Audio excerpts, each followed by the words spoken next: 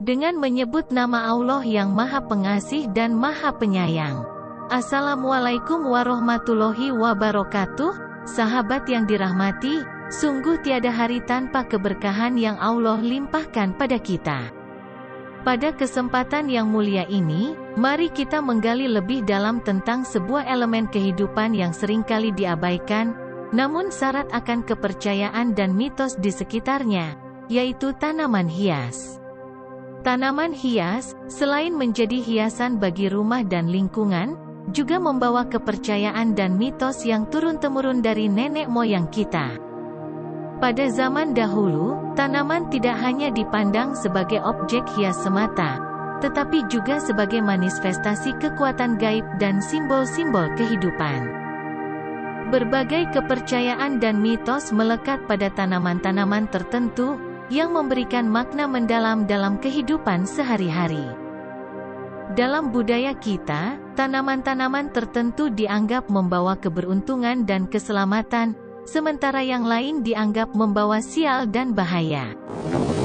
Dalam setiap helai daun dan kelopak bunga, terdapat kisah-kisah yang menghantarkan kita pada pemahaman yang lebih dalam akan kehidupan. Jadi, mari kita menjelajahi dunia tanaman hias ini bersama-sama.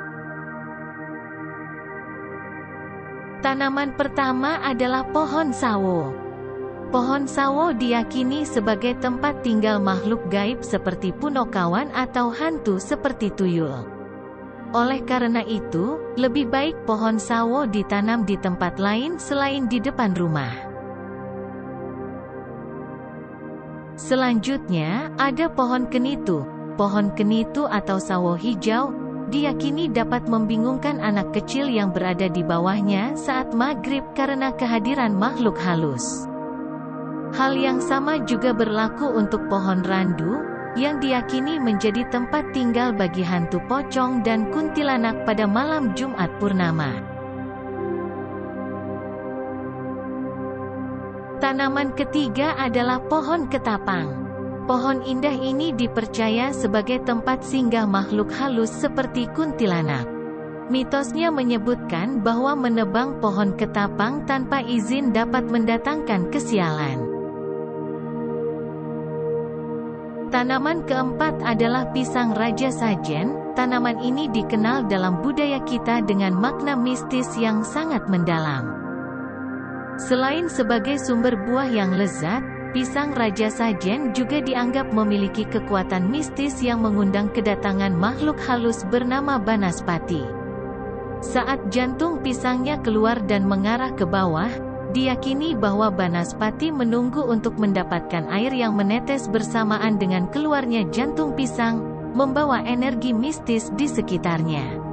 Meskipun tanaman ini memiliki nilai kultural tinggi dalam ritual dan kepercayaan, beberapa orang mungkin menghindari menanamnya di depan rumah karena dianggap membawa dampak negatif. Tanaman kelima adalah tanaman sukun. Tanaman sukun, meskipun menjadi sumber makanan bernutrisi dan pakan ternak, turut dibayangi oleh reputasi yang rumit dalam kepercayaan masyarakat.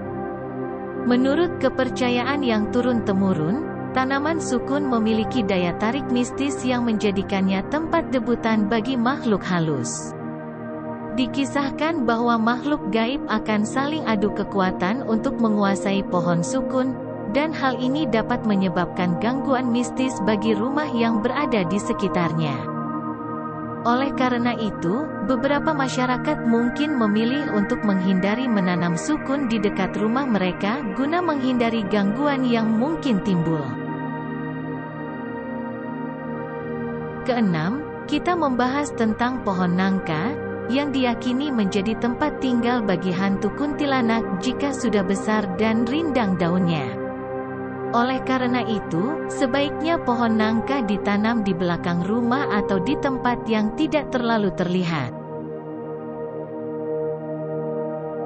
Ketujuh, ada pohon aren yang diyakini sebagai tempat yang disukai oleh hantu carulung, yang suka menculik janin dalam kandungan ibu hamil. Oleh karena itu, pohon aren sebaiknya tidak ditanam di depan rumah, tetapi lebih baik ditanam di kebun atau ladang.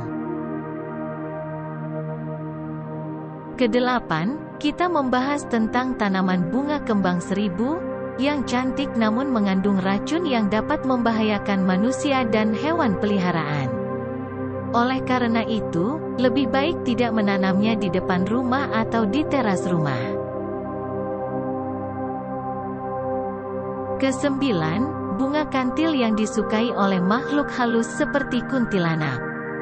Pohon bunga kantil sering dijadikan tempat tinggal oleh makhluk halus, oleh karena itu, lebih baik di samping atau belakang rumah. Kesepuluh, belimbing bulu yang diyakini dapat membuat pemilik rumah sering diganggu oleh makhluk halus jika ditanam di halaman rumah. Oleh karena itu sebaiknya tidak ditanam di depan atau di halaman rumah. Kesebelas, kita membahas tentang tanaman foxgloves atau tanaman gantung berbentuk lonceng berwarna ungu. Pohon ini, meskipun memiliki pesona indah, mengandung racun yang bisa menyebabkan kejang dan melemahkan denyut nadi jika tertelan. Sebaiknya, tanaman ini ditempatkan di tempat yang aman, jauh dari teras. Kedua-belas, ada tanaman bunga lantana yang sering ditanam di taman kota. Meskipun memiliki bunga mungil yang indah, tanaman ini juga mengandung racun yang berbahaya bagi manusia dan hewan peliharaan. Oleh karena itu, lebih baik tidak menanamnya di depan atau di teras rumah. Ke-13, ada tanaman wisteria yang memiliki bunga cantik namun bijinya mengandung racun yang dapat menyebabkan gejala seperti pusing dan mual jika tertelan. Oleh karena itu, lebih baik menempatkan tanaman ini untuk mempercantik pagar atau area taman, jauh dari teras rumah. Ke-14, ada tanaman ubi gadung yang mengandung racun dari batang hingga ubinya. Tanaman ini tidak baik ditanam di depan rumah atau di halaman rumah karena cairan getahnya sangat beracun. Lebih baik hindari kontak dengan tanaman ini untuk keamanan diri dan keluarga. Dengan mengakhiri perjalanan kita melalui keberagaman tanaman hias dan kepercayaan sekitarnya, mari kita terus merawat kekayaan budaya yang telah diwariskan. Tanaman-tanaman ini tidak hanya memperindah lingkungan, tetapi juga mencerminkan nilai-nilai dan kebijaksanaan yang kita warisi dari generasi sebelumnya. Dalam menanam dan merawatnya, kita menjaga keseimbangan antara tradisi dan kebutuhan praktis sehari-hari. Semoga rumah kita tetap menjadi tempat yang teduh, indah, dan penuh makna. Terima kasih atas perjalanan ini, dan semoga kita senantiasa diberkahi oleh rahmat Allah Subhanahu wa Ta'ala. Wassalamualaikum warahmatullahi wabarakatuh.